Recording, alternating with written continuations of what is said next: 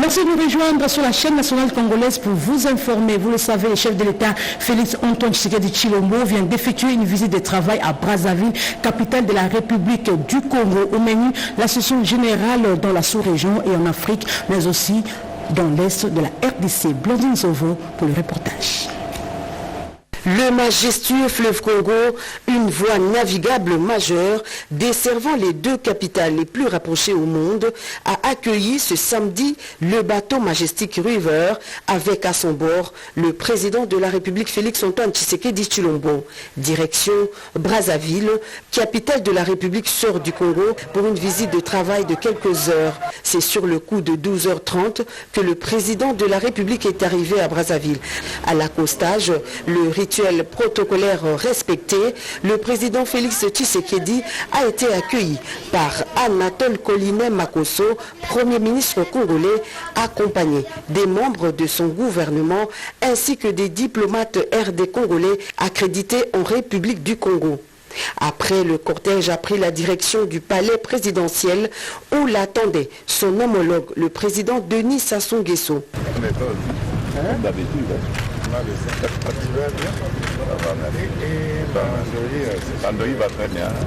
Quelques heures passées en aparté pour un huis clos au cours duquel les deux chefs d'État ont procédé à un large échange de vues sur les questions d'intérêt commun. Félix Tshisekedi Tshilombo et Denis Sassou Nguesso se sont félicités des conclusions de la 10e session ordinaire de la commission mixte spéciale défense et sécurité entre les deux pays, tenue du 10 au 13 novembre 2024 à Kinshasa, des travaux axés sur la dynamique de renforcement du bon voisinage.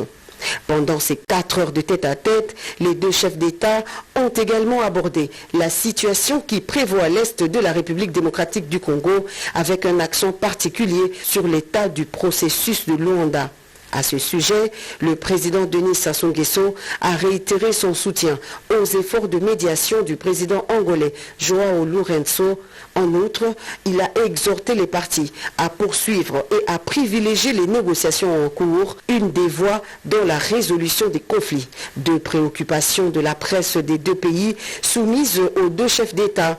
La construction sur le fleuve Congo d'un pont route-rail devant relier Brazzaville et Kinshasa. Le président Félix Antoine Tshisekedi Tshilombo rassure. Tout va bien, le projet se porte bien. J'ai eu le temps de m'en enquérir auprès du ministre concerné, Jean-Jacques Bouya, qui m'a mis à la page. Et donc si tout va bien, le 15 janvier, il y aura une grande réunion à Kinshasa qui sera destinée à harmoniser le régime fiscal et douanier pour pouvoir se mettre d'accord sur les principes et pouvoir enfin démarrer. La question sur le crédit carbone est une stratégie commune à adopter afin de scruter les possibilités pour que les deux Congos, qui partagent en commun la forêt du bassin du Congo, puissent bénéficier des dividendes liés au crédit carbone. Le président Sassou Nguesso répond. Et vous savez que le bassin du Congo est très bien placé sur ce plan, surtout les deux Congos, la RDC, dans les plus grandes forêts et les tourbières, et le Congo, puis Brazzaville aussi, qui a sa part de forêt et de tourbières. Et il s'agit là des richesses très importantes pour l'Afrique. On constate malheureusement que jusqu'ici, le carbone, les pays africains est traité au rabais. Nous croyons que le moment est venu pour que les peuples qui protègent ces écosystèmes, surtout les écosystèmes forestiers et les autres richesses, surtout les forêts, les peuples qui les protègent pour le bien de l'humanité. Et nous pensons qu'en contrepartie, ils devraient en tirer des résultats substantiels pour leur développement. C'est dans la soirée que le chef de l'État, Félix Antoine Tshisekedi Tshilombo, et toute la délégation qui l'accompagnait ont regagné Kinshasa, la capitale. En sa qualité de la plus haute autorité de l'Union sacrée, le chef de l'État a réuni hier tous les membres de cette plateforme politique pour leur donner de nouvelles instructions. Reportage. Une grand-messe qui permet autant de motiver les équipes, surtout mettre en avant les idées les plus novatrices. Députés nationaux, sénateurs, membres du gouvernement, les chefs des regroupements et partis politiques de l'Union sacrée étaient autour du président de la République, Antoine Félix Tshisekedi Tshilombo, au chapiteau de la Cité de l'Union africaine. Les chefs de l'État ont commencé par faire la restitution du processus de Luanda, dont le président rwandais avait prié par son absence. Pour le président Tshisekedi, la RDC reste intransigeante à la discussion avec le M23 et tous les moyens seront mis en œuvre pour récupérer toutes les localités sous contrôle du M23 soutenues par le Rwanda. D'où l'appel à l'unisson pour sauver Congo-Kinshasa. En créant cette union sacrée, ma vision était que l'union sacrée n'allait pas d'abord dans un premier temps se comporter comme tout ce qu'on a vu comme regroupement politique avant cela dans l'histoire de notre pays. Je voulais qu'on se distingue, que nous ayons une attitude différente de ce qu'on a toujours vu ici. Une attitude altruiste, tournée vers l'intérêt d'abord de notre peuple. Moi, j'avais mis toute mon énergie, et vous le savez, à créer cette union sacrée. J'ai pris des risques, vous le savez, parce que nous étions dans une coalition. Et lorsque j'ai vu que cette coalition me tirait vers le bas et ne me permettait pas de servir mon pays comme je l'entendais, j'ai donc lancé un appel à mes compatriotes, appel auquel vous avez tous répondu. Mais moi, je ne lançais pas un appel au partage des privilèges. Je lançais un appel à construire ensemble ce pays. La plus haute autorité politique de l'Union sacrée a demandé à tous de se doter d'une nouvelle mentalité afin de répondre aux attentes du peuple. Félix Antoine Tshisekedi a appelé à bannir les antivaleurs et à se réengager aux valeurs pour lesquelles l'Union sacrée a été créée, à savoir le peuple d'abord. L'actualité, c'est aussi réhabilitation de la deuxième route République dans la commune de Kimbanseke. L'honorable Mboma a effectué une mission d'inspection pour se rendre compte de l'évolution des travaux, nous dit Rodé Panda.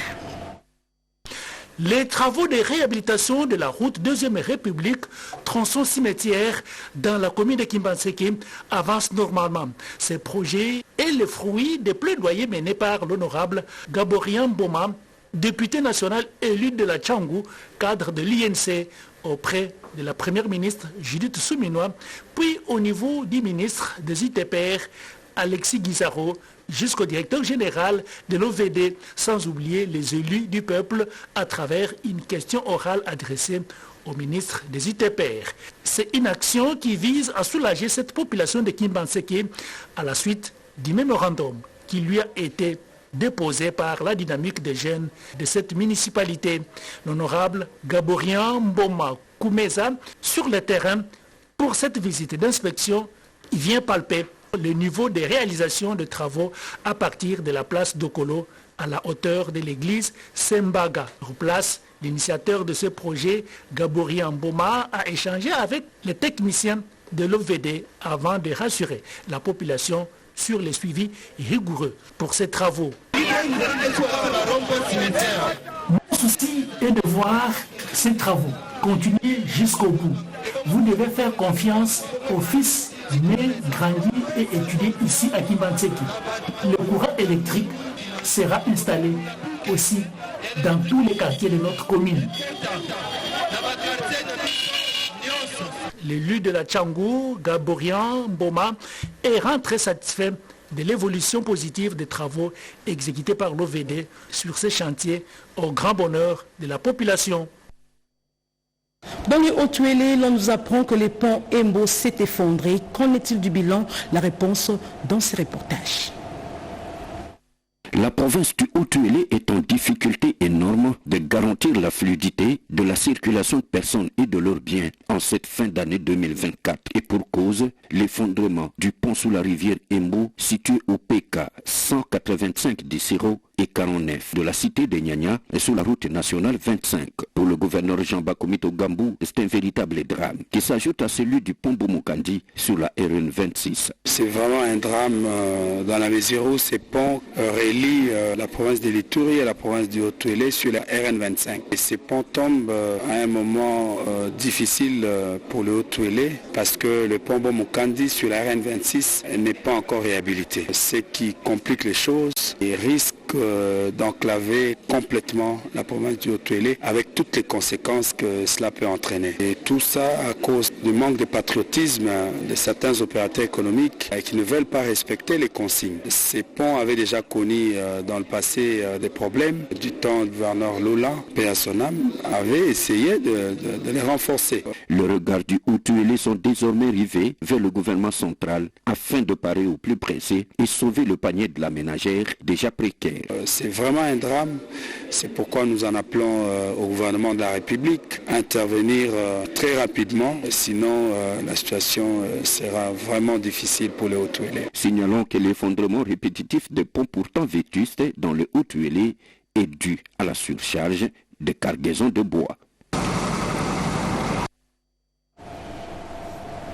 Dans le Haut-Katanga, la maire de Lubumbashi a échangé avec les associations des motocyclistes sur le respect des normes, le respect des mesures sécuritaires dans la ville de Lubumbashi.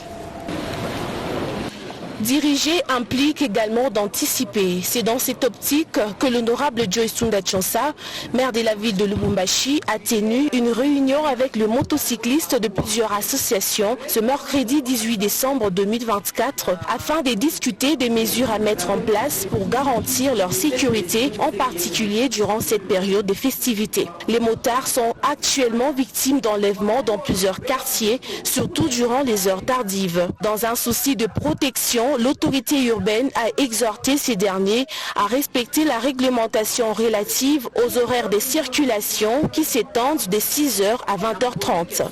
De plus, le service de sécurité sont instruits de ne pas procéder à des arrestations avant 7h. Par ailleurs, ceux qui ne se conformeront pas à cette décision s'exposeront à des arrestations à partir de 20h50. La parole a ensuite été donnée aux motards qui ont formulé diverses propositions. Ces derniers ont salué l'initiative de la maire de la ville de Lubumbashi, l'honorable Joyce Tunda Tchansa, qui a pris le temps d'écouter leurs doléances et suggestions. L'échange s'est déroulé dans une ambiance très positive. L'autorité a insisté auprès de tous les motocyclistes à faire preuve de prise de conscience et à accroître leur vigilance, en particulier en cette période où l'insécurité refait surface à Lubumbashi. Cette décision intervient à la suite du rapport soumis à l'autorité urbaine, l'honorable Joyce Tunda Tchansa, concernant plusieurs cas de corps sans vie de motards ainsi que d'autres incidents d'enlèvement. Lors de cette même réunion, la patronne de la ville a félicité les motards ayant respecté les limites établies par la mairie de Lubumbashi et les a encouragés à maintenir cette attitude. La ministre des Transports tient à la maximisation des recettes dans ces secteurs. C'est le leitmotiv de cette réunion avec les représentants des transporteurs en commun, avec les délégués de la police de circulation et autres parties prenantes. À partir du 15 janvier sera lancée sur toute l'étendue de la province du Haut-Katanga la vente des cartes d'identification des transporteurs en commun et des plaques d'immatriculation des motos et des tricycles. Les recettes générées par cette opération vont contribuer à la maximisation des recettes de la province. La ministre provinciale de Transport, Lorraine Lusamba Kazadi, l'a annoncé à la réunion qu'elle a tenue à l'intention des transporteurs en commun, de la police de circulation routière et de la Chambre de commerce. Le représentant de la Chambre de commerce a apprécié cette initiative capitale. Il y a les exploitants des motos, il y a aussi les propriétaires des motos qui sont des assujettis. Il y a des entreprises aujourd'hui qui font des livraisons qui ne payent pas des taxes. Nous devons réfléchir ensemble.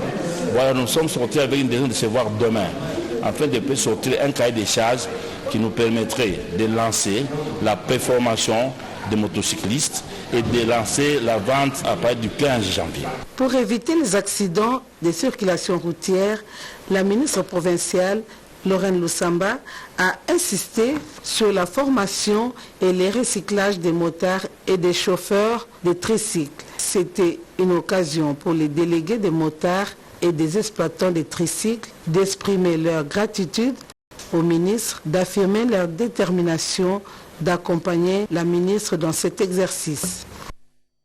Au Kwilu, 630 déplacés des conflits de Kwamouth en refuge à Bandundu-Ville ont bénéficié des vivres et des non-vivres de la part du gouverneur Félicien Kiwai. Au total, 6387 déplacés de Kwamouth ont bénéficié des vivres et des non-vivres dans le cadre des actions sociales de la Caisse nationale de sécurité sociale, CNSS en sigle, aux déplacés des conflits de Tekeyaka dans la ville de Bandundu grâce au cri d'alarme de l'honorable professeur Dr Jean-Claude Bonganga, élu de la ville de Bandundu à la direction générale de la CNSS. La cérémonie de remise de ces lots de vivres et de non-vivres au comité de suivi des déplacés sous l'égide du ministre provincial des actions humanitaires du Kwilu a eu lieu le vendredi 20 décembre 2024 au site de déplacés. Le lit du peuple, dans son mot de circonstance, a exhorté le comité de suivi de déplacés à une distribution en bon père des familles, tout en remerciant personnellement le directeur général de la CNSS, Charles Moudiaï, pour son sens élevé d'écoute, de patriotisme et de la détermination qu'il a accompagné Félix Tshisekedi Tshilombo, président de la République, dans sa vision qui se matérialise quotidiennement dans tous les domaines de la vie des Congolais. Au nom du directeur provincial de la CNSS, Kwilu en mission, Fleury Mbongo, quant à lui, a invité la population de Bandundu de s'affilier massivement à la CNSS, l'unique caisse sociale qui assure notre survie après la carrière. Après le site de déplacés, le cortège s'est dirigé vers l'hôpital secondaire de Sepko pour la remise d'un lot important de produits pharmaceutiques et le point de chute était l'hôpital général de référence de Bandundu pour un don des intrants à la banque du sang. Toujours dans la province du Kwilu, le commissaire général vient d'effectuer une mission d'inspection à Idiofa. La commandante de la police nationale congolaise de la province du Kwilu, la générale Angèle Liangbonga, a effectué sa première visite officielle dans le territoire d'Idiofa pour visiter ses troupes et palper du doigt la réalité de cette partie de sa juridiction. Accueilli par les commandants de la police nationale congolaise du territoire d'Idiofa, les colonels Mungila Pierre et les membres du comité de sécurité du territoire, y compris les femmes ou les épouses des policiers.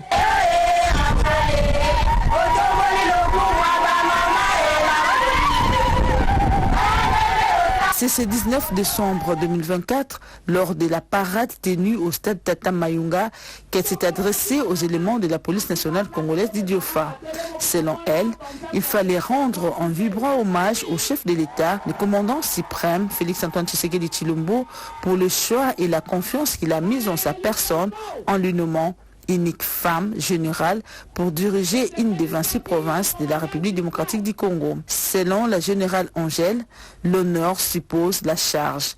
Lors de cette parade, elle invite les agents de l'ordre à la discipline, à la franche collaboration et au strict respect des instructions. Toutefois, elle a reconnu que Idiofa manque la mobilité et connaît le faible effectif des agents.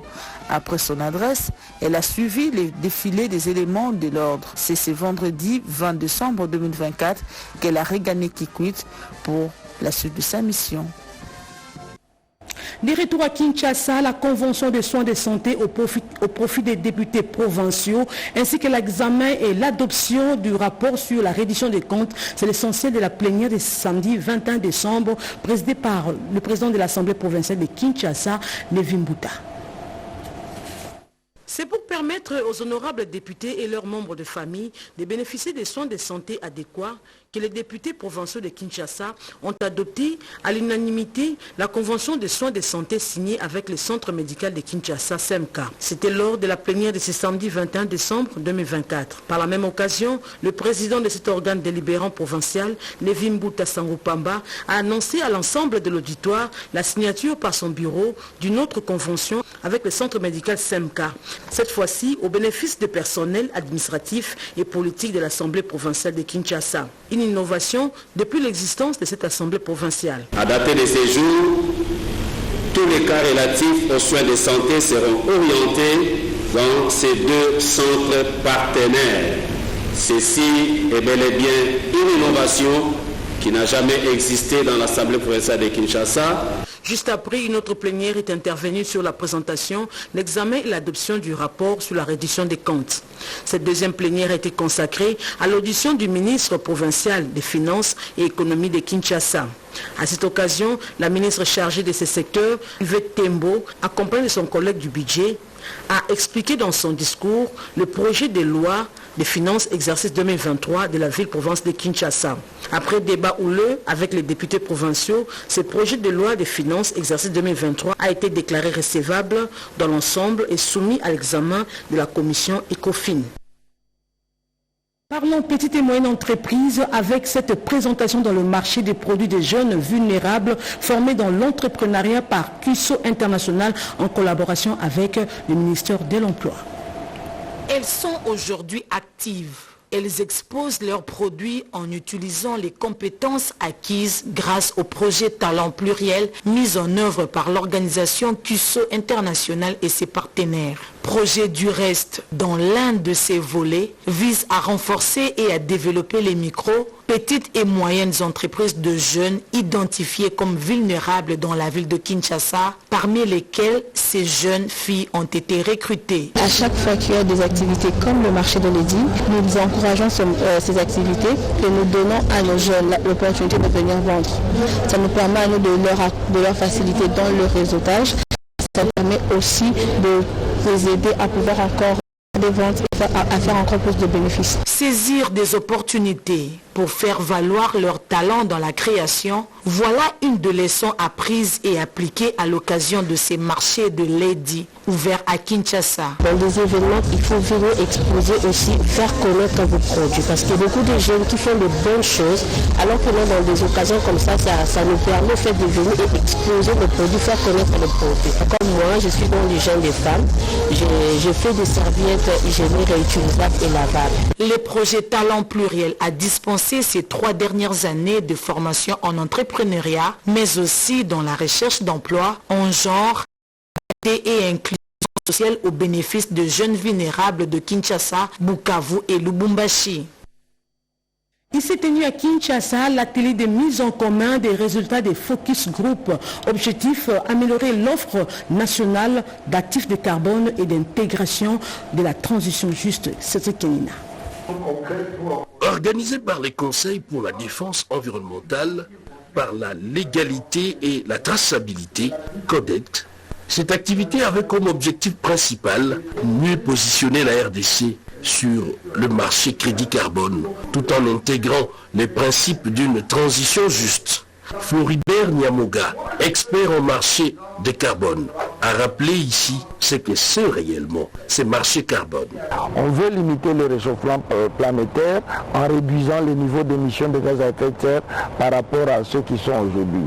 C'est ainsi qu'on a essayé de trouver des mécanismes pour inciter les gens à réduire leurs émissions et les réductions qui sont arrivées à réaliser, on peut leur délivrer des certificats. Pour enrichir les débats, les travaux se sont déroulés en 3 groupes thématiques. Le premier sur la gouvernance et cadre institutionnel, le deuxième sur la participation des communautés et le respect des droits humains, et enfin le troisième sur la mobilisation des ressources financières et techniques d'accompagnement. Une feuille de route stratégique a été adoptée pour améliorer la gouvernance, renforcer la coopération entre acteurs et garantir des bénéfices équitables pour les communautés vivant aux côtés des projets de carbone, a signifié Floribert Niamoga. Oui, à la réforme constitutionnelle initiée par le chef de l'État, l'élu de Mbujimaï, Adel Kabena, a mobilisé la population de ce coin du pays sur l'arrivée du président de la République.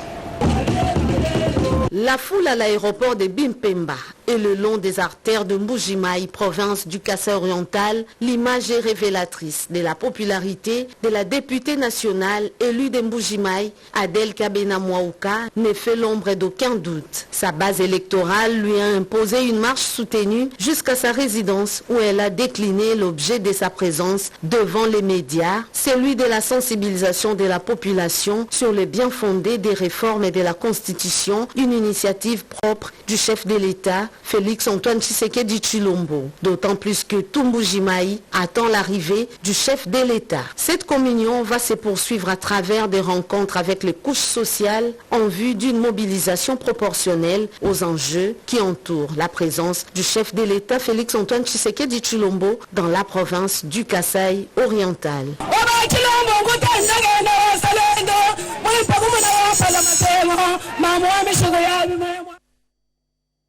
Le public de l'université de Kinshasa a un nouveau comité de gestion. La cérémonie de passation de pouvoir est intervenue hier en présence du recteur de l'UNIKIN, Jean-Marie Kaembe. Un reportage de Pascal Chichot rendu par Yolande Voka. Un véritable coup de balai à la tête de l'école de santé publique de l'université de Kinshasa. Un nouveau comité vient de prendre la direction de cette école. Au cours de cette brève et solennelle cérémonie de passation de pouvoir, les nouveaux membres de ces comités prennent officiellement possession de leur fauteuil. Et c'est pour une durée de 3 mois seulement. Cérémonie présidée par le recteur de l'UNIKIN, le professeur Jean-Marie Tumba Kaembe, qui a appelé ses nouveaux dirigeants à plus de travail. L'école de santé publique se veut être toujours un centre d'excellence. Et pour ce faire, nous allons rester dans la même vision que nos prédécesseurs, qui ont bâti beaucoup d'efforts pour avoir des infrastructures qu'il faut. Et nous, notre rôle, ce n'est pas de continuer à bâtir des infrastructures. Donc, nous allons faire des efforts pour que ces infrastructures soient bien utilisées et que nous puissions réellement aller dans la vision de nos pionniers. Cette passation marque un moment clé pour l'école avec des engagements forts pour l'avenir. Elle lance aussi un nouveau départ pour l'école de santé publique de l'université de Kinshasa. Simon Kimbangu vient de procéder à la collation des grades académiques et à la clôture de l'année académique 2023-2024. Plus de détails avec Yvette Makuntima. L'université Simon Kimbangu déverse sur le marché de l'emploi un savoir jeune appelé à être aiguisé et taillé selon les besoins de la nation. Au total, 202 réussites sur un total de 551 étudiants, soit un taux de réussite global de 37%. Des lauréats sortis de plusieurs facultés, notamment de théologie, les sciences sociales, le droit et médecine humaine, de produits scientifiques, fruit de la rigueur dans la sélection. C'est la fin d'un voyage qui a conduit les lauréats de ce jour à parfaire leur formation dans les différents domaines de la vie, concrétisant ainsi l'une des recommandations de notre ancêtre commun, je cite Papa Simon Kimbangu, qui s'adressa aux enfants qui le suivaient en 1921 et leur a demandé de retourner et d'aller à l'école afin qu'ils se préparent à prendre en main le destin de notre pays. Les heureux lauréats amorcent une nouvelle étape de leur existence qui les emmène à leur destination finale, qui est le monde professionnel. Voilà donc aujourd'hui cette université qui porte le nom prestigieux de Papa Simon Kimbangu, met à la disposition de l'État, des entreprises privées et publiques, des organismes nationaux et internationaux, des compétences de toutes sortes dans les domaines variés. L'université Simon Kimbangu, qui s'est hissée au standard international, organise également la faculté de santé publique. Les élèves du complexe scolaire Jacques-André Verneau dit la borne de Ngiri ont célébré la fête de Noël autour du thème « Il est né dans ma vie ». Suivez ce reportage.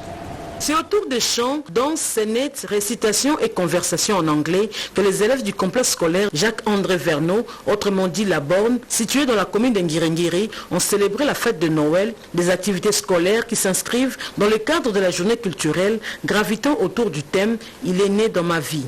L'organisation de cette journée était une occasion pour les élèves de cette école chrétienne d'exprimer leurs talents cachés. La journée culturelle m'a appris des choses comme la lumière du monde c'est Jésus, m'a appris aussi que Dieu est le bon berger. Les dirigeants de cette école, affiliés aux Assemblées de Dieu, n'ont pas manqué de donner le sens de cette journée. L'objectif de la rencontre, c'est d'abord de pouvoir célébrer la naissance de ce grand roi qu'on appelle Jésus-Christ.